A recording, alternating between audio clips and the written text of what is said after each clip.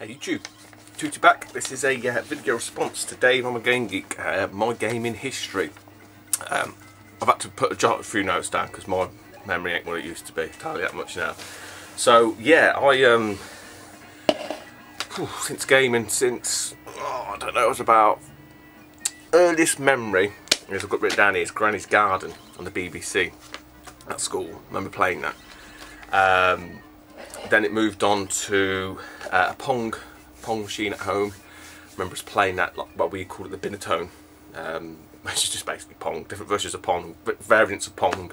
Then this is where it gets into sort of the console-y type gaming. Now a lot of this sort of overlaps as like a period from the early 80s to the mid 80s that kind of like bleed into each other. So I can't be sure of exactly what was what. So I remember John doesn't remember this, but I do, playing the 2600 at his house. His old mum dug it out from underneath the stairs. So we was playing. I remember playing Space Invaders. That was my first real experience of like a home machine, if you like. And then we sort of got into the gaming bit from that. And I think then not long after that, his dad bought him a Spectrum Plus 3. We played it again. Like I said to you guys before, I didn't have anything as a kid at home, my own stuff. It, you know, didn't really happen. We had no money. There was 6 of us, so it weren't really ever going to happen. So a lot of my history is all off of what friends had and stuff like that. So yeah, so it's a Spectrum was the main one. And over the friend that I mentioned before, Darren, he had a Commodore VIC-20. And then a few of the friends at school, one of them had a Commodore 64. I remember playing Kickstart on that. That was quite a good game. I remember always, even as a kid, noticing the fact that the 64 had more colours than the Spectrum. What else have we got down here? So that was a 64, VIC-20. VIC-20 is very basic, but still good fun. So my friend Darren, he was the one that mainly had the Master System as well, initially. Played a lot of games there on that as well. That's kind of the main sort of history of the Master System, obviously, and John had the Master System, but John had different games. So Darren was one of the role playing and that kind of stuff in the adventure ones, whereas John, with my mate John, so before it was like pro wrestling, the football game, and all that kind of stuff. It was a good time to be into gaming. There's no doubt about it. So then it was just natural progression for the system. So John then got a NES. He didn't have the NES for very long. I remember him getting that. Skeg NES, played in the caravan. That was awful. It was awful on the TV. Didn't last long though. I don't remember. He had a good couple of games. He had the Mega Mans and stuff like that. While that was going on, so at Skeg, it was all the arcades. Always the arcades. Arcade was the bread and butter. There was an arcade where I used to live on one of the high streets. Really grotty little place, but that's where you went.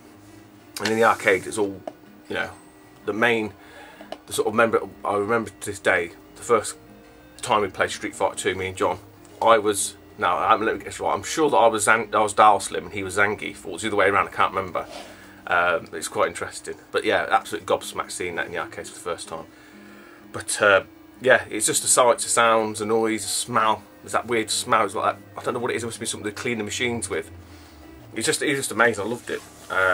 Walking past with all the track modes going, Double Dragon, Shinobi, Robocop. I've said this to Craig before, I could just sit and listen to the noises and the sounds in an arcade. I'd be happy as Larry. So yeah, so as we got a little bit older, John got an Amiga, and that was like a mainstay for a long time. That was as most people did back then, all had the copied games and stuff. And I'm pretty sure mate Darren, he had an ST. I think because they were £100 cheaper, and his mum bought him an ST, and he couldn't hardly get any games. There was one lad at school who could get hold of some copy games for the ST, but it wasn't as prevalent as the Amiga. There was a lot of guys at my school that had copied games, and John had a contact. I can't remember where he got the contact from. I think it was like a computer club we went to, and he got it's probably from my age back then, who could get copied games, and he used to come around and buy blank discs off him, like 80p a blank disc, but obviously had games on it. Then at this point now, this is where I got my first own machine. So he had the Amiga, and then the Super Nintendo come out. So that was the first machine I ever owned. It was mine. So I had the Super Nintendo, but actually no, tell a lie. That's a lie. So I had the Game Boy before that. I had a Game Boy. Tetris. Didn't have many games to that. I don't know what happened to the Game Boy. I might have traded that in or sold it to get the Super Nintendo, I think. But John had, like the Game Boys. He had the Game Gear. But again, he wasn't very impressed with that. But yeah, so the Super Nintendo was the main. That's really where my sort of my own personal, as opposed to what I owned, if you like, gaming started. And that's when I was sort of did a bit of like Saturday work at Dad's shop in the butcher's, to manage to get some money to go. I actually saved enough money to buy Final Fantasy VII on that. I had all the adventure games, loved all the role-playing games, the Zeldas, the lot. Yeah, and at that point, I was like a Super Nintendo. John had a Mega Drive. He had a Super Nintendo as well, and his other mate, Reynolds, my mate Stephen Reynolds, he had a Mega Drive. He was big into the Mega Drive. He loved American football, still does. I couldn't really get on with it that much. They loved Madden, they loved EA Hockey and stuff like that. It was alright. Road Rash 2 was a good game, all Road Rashes. So yeah, it's really kind of like, it just, that sort of 10-year cycle, if you like, from the early 80s to the 90s, kind of everything bleeds into each other in terms of the systems. There's no definitive points, because like I said, I didn't actually ever own, I couldn't say, oh, at this point I own this and then I own that, because that never happened. I kind of, I don't know, leached off of other people's systems, unfortunately, until, like I said, the Super Nintendo. So I had the Super Nintendo, loved that. I've said it many times, I regret the day, to this day, getting rid of that, all the games I had. They're all kept in all real good condition as well. So I have to keep looking at my list. So I had that, and I don't want to make this too long either, because you've probably seen enough of my mug this weekend. So, Mega Drive and Super Nintendo. I then made, I don't know why, I think I traded the Super Nintendo for an Amiga, because I thought I could get cheaper. I don't know why. I don't know what fucking possessed me to do it. I really don't to this day. I don't know why. And I don't even know what happened to the Amiga. I must have sold it. And then I kind of, after having the Amiga, I don't know what happened to it, like I said, I must have sold it, but I went to a little bit of a wilderness for about a year or two, and then it was announced that Final Fantasy was going to be released on Sony's new machine, the PlayStation. And at that point, I'd moved at home. I was living with a girlfriend then. I remember going to Toys R Us and getting the PlayStation just to play Final Fantasy, and that's all I had. That's the only proper game I had. Then I got into, because I was working then, so that was about 1995. Yeah, would have been about 1995, 96, something like that. And I was working then in IT. And I remember like the whole thing about modding the consoles and all this kind of stuff. So I remember modding the PlayStation, but no, I think I just did it to see if I could do it, and renting Ridge Racer from Blockbuster, and then being able to copy it and play it. And that was mainly it. That's all I did with that PlayStation. I didn't really get into it. And then literally, not long after that, I went to N64. Got the N64, and because I was getting into the whole modding and, you know, hacking and all that kind of stuff, I got the Z64, which I've still got. There's a video of that somewhere. I paid 300 quid for that, and that was my bonus, with my bonus money. The girlfriend at the time went fucking ape. What the hell are you buying that for? I had to do all kinds of stuff to get that working. I had to buy a zip drive for the PC, and then there was I don't know if anyone's ever done anything with zip drives. There's something called the click of death, which stops reading discs, and all kinds of shit was going on with that. I think the Doctor 64 was a better option, because that was all disc based. So yeah, so after the N64, I went into a bit of a wilderness. I didn't do Saturn, I didn't do PlayStation 2 or anything. I then went literally like kind of off the radar for ages. I still was like in, like, you know, viewing the game, but I was more into playing me football and stuff like that. And then it got to 2001, I think. 2001, I'm sure it was, just after the millennium. And I think it was at Car Boot. And I picked up Amiga 500. Hit there for a couple of quid, and it just sparked it all off again. I still had a few of the older systems in storage that I'd picked up along the way, but nothing major. And then that's what got me back into it a little bit.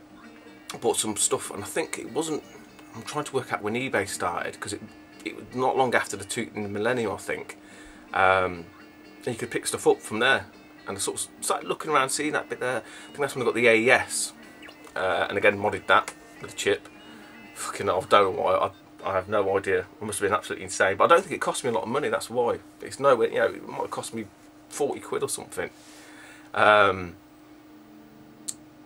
So yeah, so I had that and the AES, and then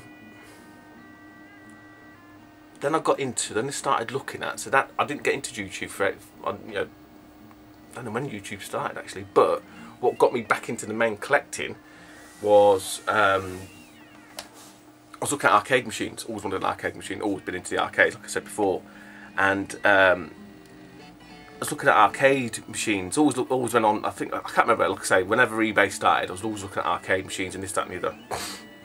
And I bought one from a company in the UK, not off eBay. Altered that for like MAME and stuff like that, emulation. Had it all set up working. But then I went on to YouTube. I was just looking at game room tours, if you like, all the American guys and stuff like that. I can't remember. There's a link off there that someone was like doing what we do now, talk about old games. And I was like, oh, I'll have a look at that. And then it just seeing their games rooms, that was part of it as well. So it was mainly arcade, like, you know, just search for game room, you see the arcade games, but then other people had video game room tours. It was all, like, say, mainly the American guys, and that's why it backed it off. It was just like, oh, that's interesting, you know, watch people like Ryan Right Now and all that kind of stuff. Ed T11, all them guys. It was like, oh fucking hell, yeah, get into that. I remember that, and then, you know, before you know it, you're hooked. And that's kind of where I am now. Bit of a mishmash, but I wanted to get it out there. I probably could have, if I thought about it properly and really explained it in great detail, but I thought I'll keep it short and sweet. So yeah, I mean, it's kind of probably like a lot of people. You know, I'm 30, what am I, 30, 21. I mean, but yeah, it's just an evolution. I mean, there weren't many systems in the early period, like I said, the 80s and 90s, that I didn't have exposure to in one way, except for like PC Engine and stuff like that. But seeing them all in magazines, used to buy CVG religiously all the time. And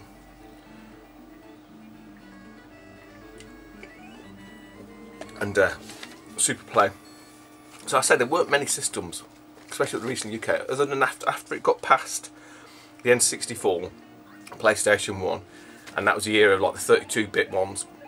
Didn't have anything to do with them. I remember seeing the Jaguars in the shops, and I remember seeing the 3DOs, and they were ridiculously expensive, ridiculously. Again, when like I got back into it a little bit on eBay, I remember buying a box of Jaguar for like 20 quid. Still got it there still. It's just, it was mental. It was mental back then. But yeah, so that's kind of it in a nutshell. Like I say, gaming wise, I was never sort of, I'm only this, I'm only that, and only the other, you know, one or the other. I was just literally jumped across all camps, played a variety of different systems, different friends and stuff. Like I say, in terms of family, there wasn't really, we didn't own anything. We never had any fucking money. Other than, like I say, the Game Boy was the first one, and then the Super Nintendo. So yeah, but arcades, it was the mainstay for me as a youngster, as a youth. That was it. It was mainly the arcades, and again, it was going on holiday with John and his family, staying in the caravan at Skeggy. That's huge swathes of my memories and experiences of gaming, all from that. Yeah, so that's it, guys. Do a response to Dave ImAGameGeek if you haven't already. Take it easy and speak to you soon. Bye bye.